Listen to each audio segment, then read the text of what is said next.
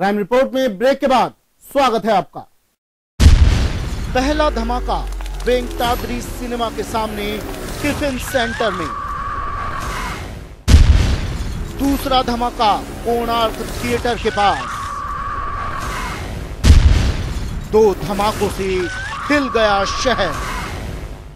इन धमाकों के बाद एक चौंकाने वाला सच भी सामने आया कि सरकार को इस बात की जानकारी पहले से ही थी कि आतंकवादी फिर से देश में सक्रिय हैं और कभी भी किसी भी वारदात को अंजाम दिया जा सकता है। फिर भी इसे रोकने में नाकाम रही हमारी सरकार।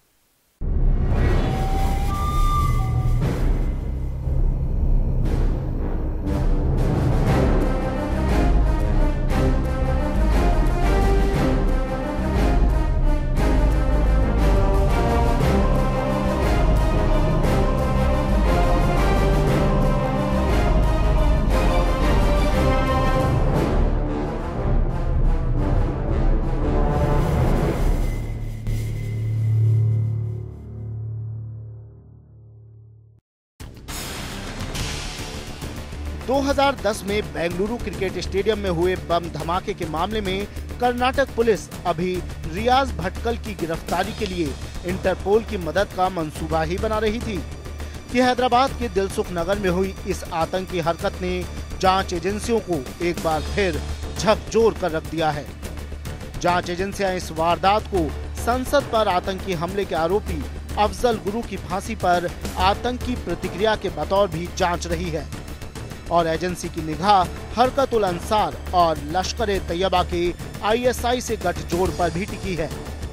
इसकी वजह है दक्षिणी भारत में रियाज भटकल का अपना नेटवर्क और उसका बनाया हुआ स्लीपर सेल। खुफिया एजेंसियां कश्मीर के मुद्दे को हवा देने वाले हरकत उल अंसार और लश्कर तैयबा से जुड़े तारों को भी खंगाल रहे हैं।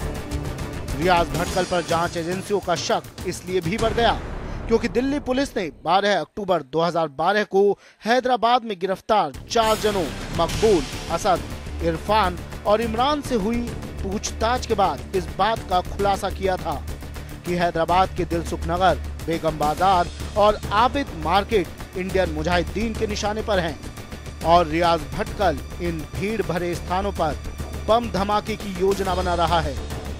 यानी खुफिया इनपुट्स के बावजूद न सरकार सुरक्षा कर पाई और न पुलिस बचाव का इंतजाम।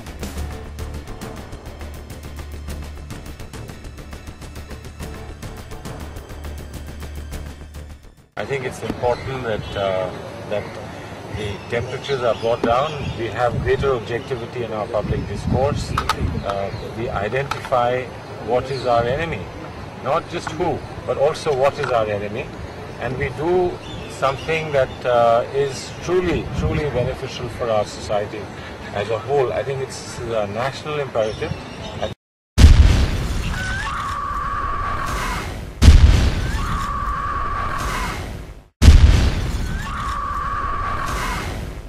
पांच शहरों को आतंकवादी घटना होने का अलर्ट भेजा गया था, लेकिन प्रशासन ने इस आतंकवादी घटना के सामने भी घुटने टेक दिए।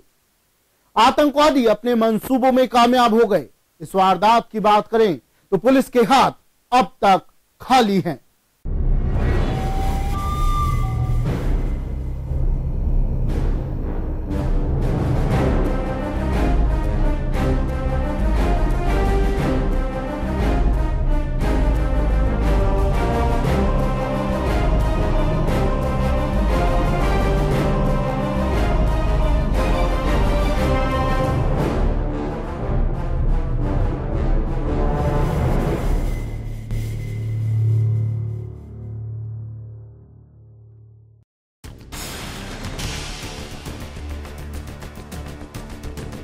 इस आतंकी वारदात के बाद गृह मंत्री शिंदे ने हैदराबाद ब्लास्ट पर राज्यसभा को विस्तार से जानकारी दी।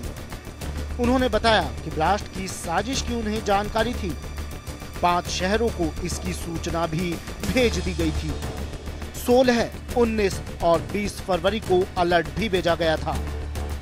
हैदराबाद में हुए बम धमाकों के तौर तरीकों से सुरक्षा एजेंसियों की शक की सुई आतंकी संगठन इंडियन मुजाहिदीन की तरफ घूम रही है। National Investigation Agency went to Hyderabad and reviewed the situation with the Governor, Chief Minister, Chief Secretary, DGP, Commissioner of Police and other senior officers.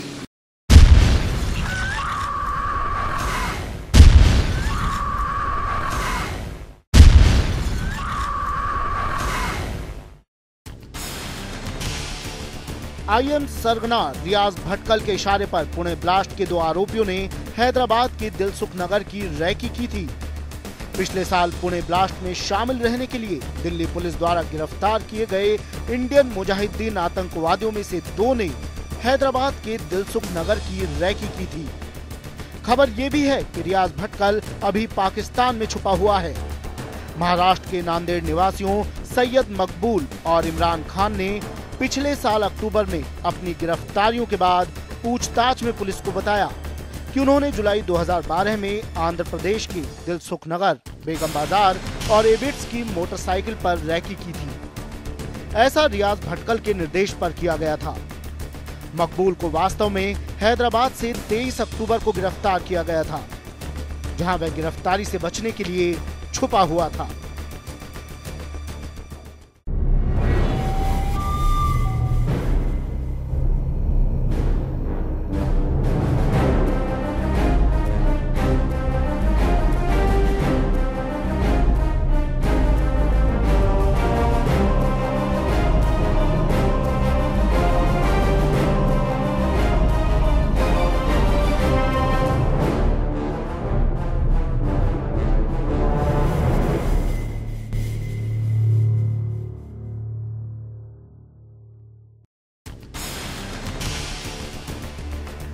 Hyderabad में धमाकों के बाद मौका वारदात पर चीजें काफी बिखरी हुई और तहस नहस होने की वजह से पुलिस को मामले की जांच आगे बढ़ा पाने में काफी दिक्कतों का सामना करना पड़ रहा है और अब तक किसी तरह का कोई सुराग भी नहीं मिल सका है।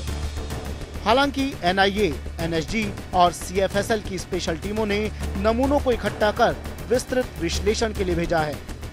वारदात के चश्मदीद गटकोला आनंद की शिकायत पर सरूर नगर पुलिस ने मामला दर्ज कर लिया है।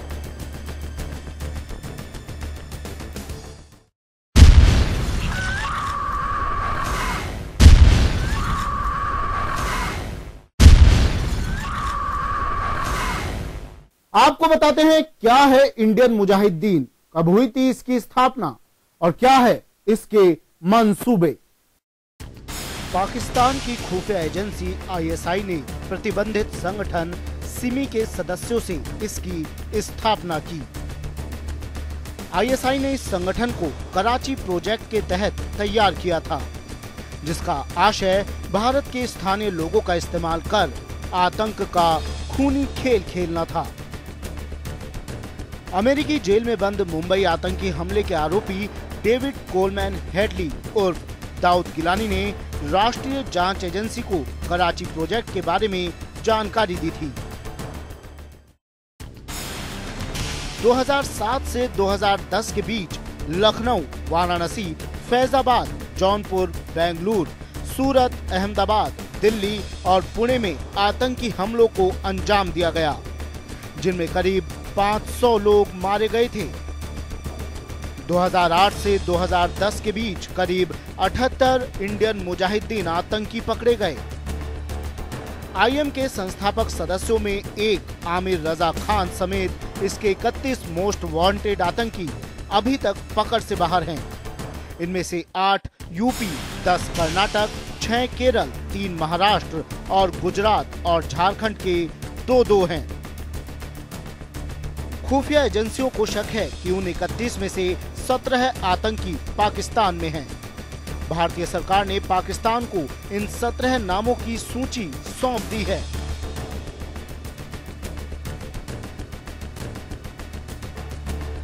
रियाज भटकल कर्नाटक के भटकल कस्बे का रहने वाला है। पेशे से सिविल इंजीनियर और इंडियन मुजाहिदीन का संस्थापक सदस्य है। इकबाल भटकल रियाज का भाई है।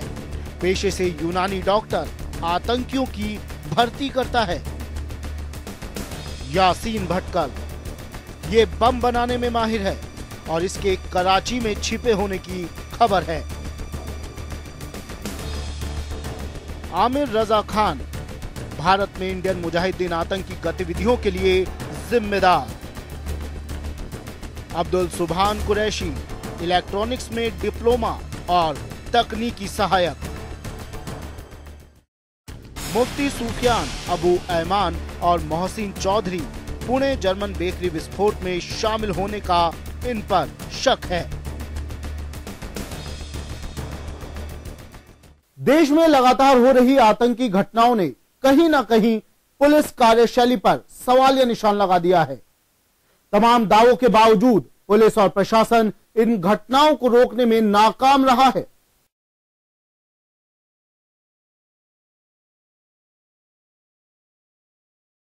आज दर्द भी बेदर्द हो गया, गम भी गमज़दा है। आज किसकी सजा मिली इन बेगुनाहों को, यही सवाल कर रहा है ये शहर।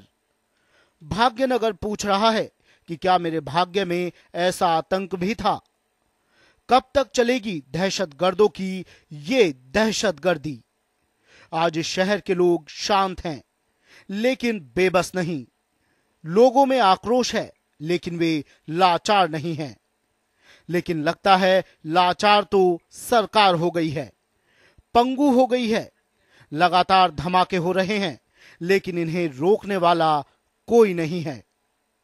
क्राइम रिपोर्ट, जन टीवी।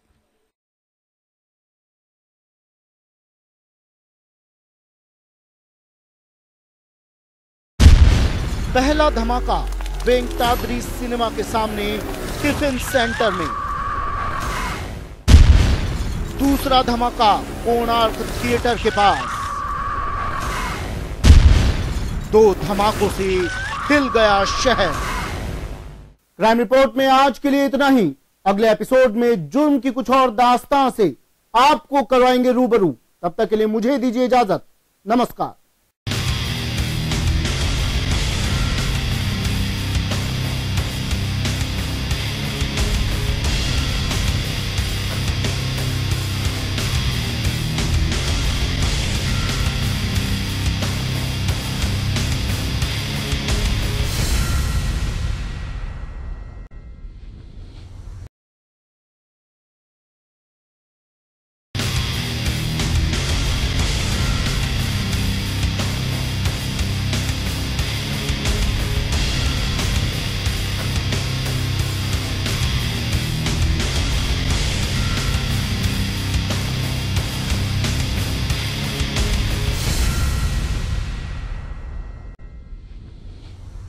जुर्म की दुनिया से बाखबर कराती क्राइम रिपोर्ट में आपका स्वागत है।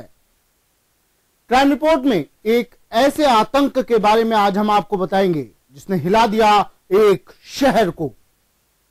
हैदराबाद में 21 तारीख की शाम आई मौत का पैगाम लेकर। दो धमाके और हिल गया शहर। क्या यही लिखा था भाग्यनगर के भाग्य में? चारों ओर सिर्फ लाशें और मौत का सन्नाटा। हैदराबाद में आतंकी हमले ने हिला दिया पूरे शहर को। पेश है ये रिपोर्ट। पहला धमाका वेंकटाद्री सिनेमा के सामने टिफिन सेंटर में। दूसरा धमाका कोणार्क थिएटर के पास। दो धमाकों से हिल गया शहर।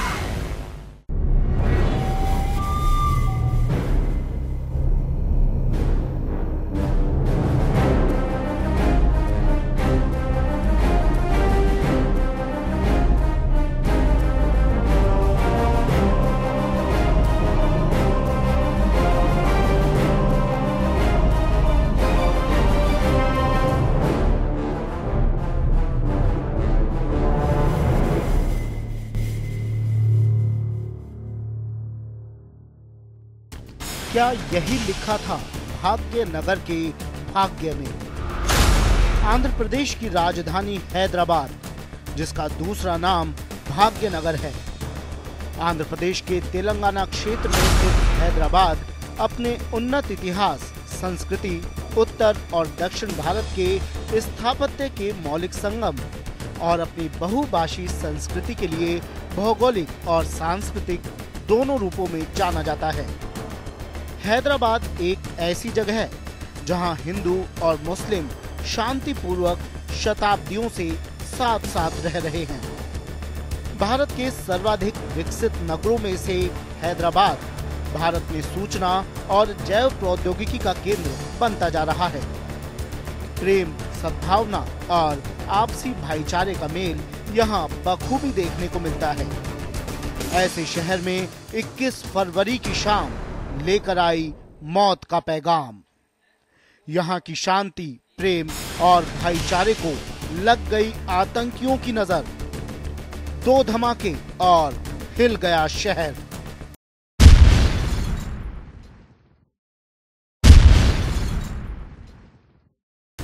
शहर में छा गया सन्नाटा। आंध्र प्रदेश की राजधानी हैदराबाद के व्यस्ततम इलाके दिलसुख नगर में गुरुवार की शाम एक के बाद एक 2 धमाकों में कम से कम 16 लोग मारे गए, जबकि 117 अन्य घायल हो गए। हैदराबाद रो रहा था, मानो पूछ रहा हो कि मेरा क्या कसूर था, मेरी गोद में पल रहे इन बच्चों का क्या कसूर था। चारों ओर चीख पुकार थी, लोग बिलख रहे थे, रो रहे थे, लेकिन उनकी पुकार किसी के कानों तक नहीं पहुंच पा रही थी। इस शोर के बीच भी एक सन्नाटा था, ऐसा सन्नाटा जो जिंदगी भर इस शहर को सोने नहीं देगा। चारों ओर लाशें पड़ी थी, लाशों के टुकड़े पड़े थे। 2 bomb blasts. हाँ जी। That's an indication that it is a terror incident. Okay. Sir किसी टेरर ग्रुप ने इसको एक्सेप्ट किया? जी? किसी टेरर ग्रुप ने इसे एक्सेप्ट किया कि नहीं, अभी तक हमको कोई ये मैसेज नहीं मिला है कहीं से, या हम लोगों को इसकी जानकारी नहीं।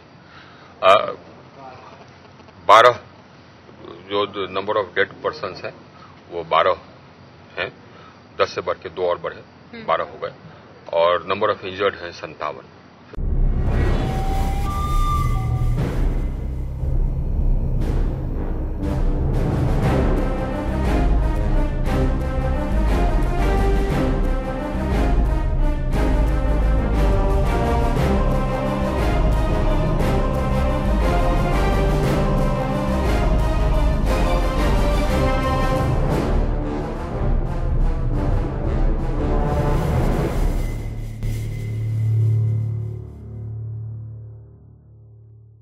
भीड़ भाड़ वाले इलाके में ये धमाके किए गए।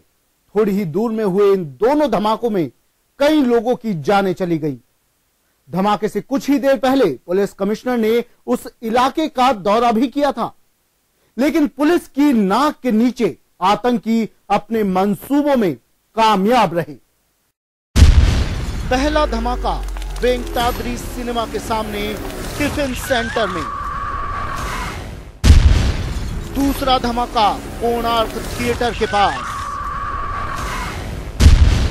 2 धमाकों से हिल गया शहर।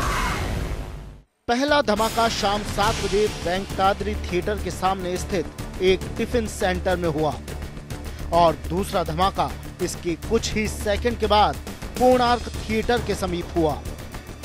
दोनों सिनेमा घर महज 500 मीटर की दूरी पर स्थित हैं। गृह मंत्री के मुताबिक विस्फोटक साइकिल पर लदा हुआ था।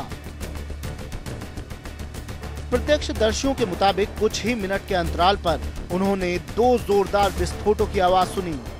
घटना स्थल पर राहत और बचाव दल के साथ ही एम्बुलेंस को रवाना किया गया।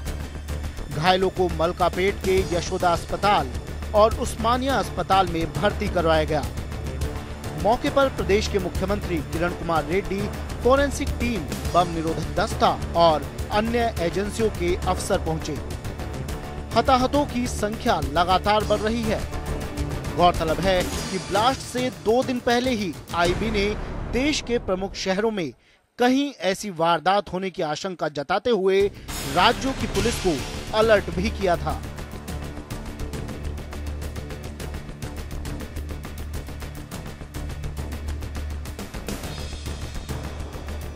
जो मॉडस वो उन लोग ऑपरेट करे, वो एक साइकिल में लाके उधर लगाए सोए। एक आधा घंटा पहले वो साइकिल लेके आके लगाया उसमें। इसलिए पहले अलर्ट है तो भी केवल आधा घंटा में पूरा बदले वैसा हुआ है। वो स्टेट गवर्नमेंट बहुत सीरियसली वो कल्प्रिट्स को ट्रैक कर रहे हैं और मेरे को पूरी विश्वास से उन लोगों को जल्दी से जल्दी पुलिस अरेस्ट करेंगे। जांच एजेंसियों को मौके से ammonium nitrate, urea, petrol, IED और कीलें मिली हैं। बम बनाने का ये तरीका पुणे मॉड्यूल से मिलता जुलता है। सूत्रों के मुताबिक जांच एजेंसियों के रडार पर आजमगढ़ का तबरेज, बिहार के समस्तीपुर का वकास और झारखंड का मंजर नाम का शख्स है। खबर ये भी है कि 18 जनवरी को इंडियन मुजाहिदीन के आतंकी यासीन भटकल और मंजर के बीच बैठक हुई थी। सूचना मिलने के बाद हैदराबाद पुलिस ने मंजर को पकड़ने के लिए दबिश भी दी थी, लेकिन संदिग्ध आतंकी 3 घंटे पहले ही निकल चुका था। झारखंड का रहने वाला संदिग्ध आतंकी मंजर हैदराबाद में अमितेश सिन्हा के नाम से रुका हुआ था। वहीं बम धमाकों के बाद जांच के लिए एनआईए की टीम हैदराबाद पहुंच गई। एनआईए ने घटनास्थल के करीब लगे 2 सीसीटीवी कैमरों को अपने कब्जे में लिया। जांच एजेंसी सीसीटीवी तस्वीरों से बम ब्लास्ट करने वाले आतंकियों की पहचान की कोशिश कर रही है।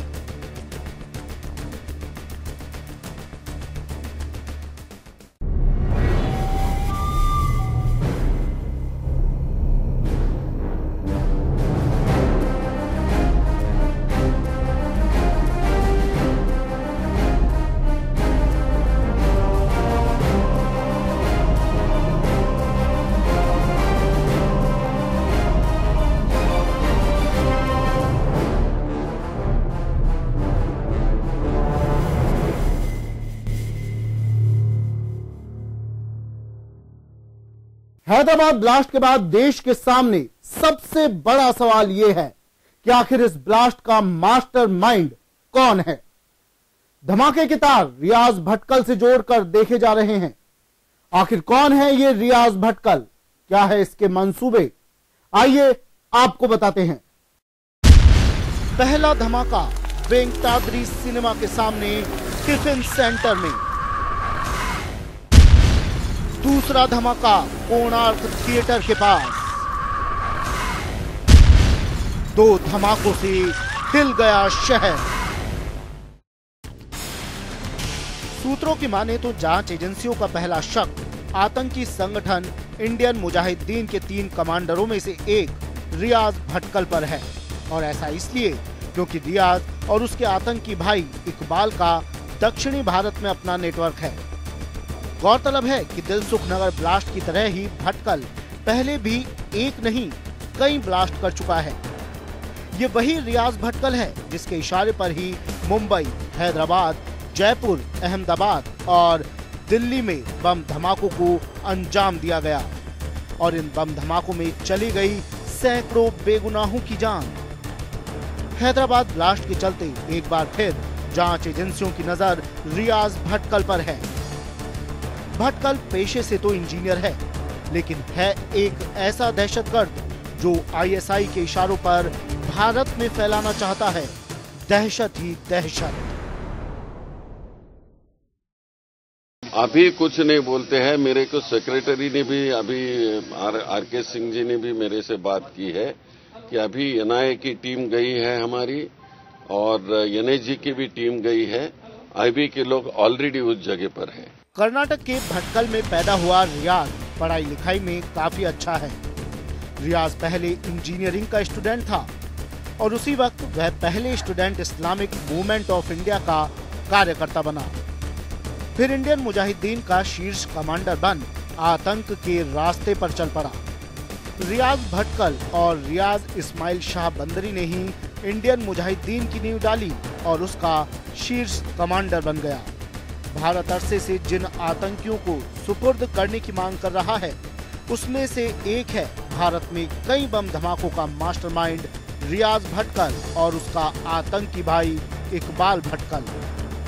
कराची के क्लिफ्टन में आलीशान बंगलों में रहकर भारत का सुकून छीनने की कोशिश करने वाले इस मास्टरमाइंड ने अपना ठिकाना तो दुबई में बना लिया, लेकिन भारत के भोले भाले नौजवानों को मजहब के नाम पर आतंक की राह पर ले जाने की रणनीति कराची स्थित रियाज के ठिकाने से ही संचालित होती है और उसको पूरा सहारा देती है पाकिस्तानी खुफिया एजेंसी ISI।